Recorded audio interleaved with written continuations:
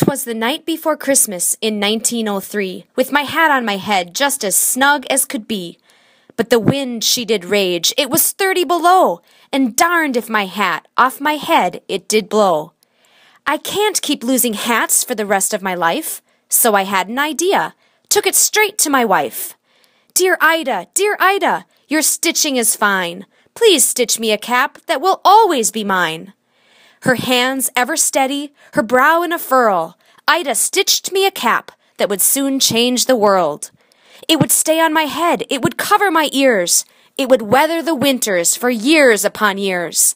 I took it to work, wore it out on the train, where it stayed on through wind and through snow and through rain. Well, here in Michigan we know a good hat. Soon all of my friends wanted one just like that. And can you believe? Could it ever be true? 3 women made 1,200 caps for the crew. Well, they couldn't keep up. There was too much to sew as the Cromer Cap Company started to grow. We moved down to Milwaukee, a much bigger place, and made so many hats at a breaknecking pace. For welders, pipeliners, train workers galore, we made thousands of hats and then made thousands more. Well, can you imagine how proud I became? My very own cap with my very own name. Keeping working heads warm from all over the state, I'll tell you one thing, it felt pretty great. But it happens sometimes when we're doing our best. One day we get tired and must take a rest. It happened to me, it might happen to you. You might need a friend to help do what you do.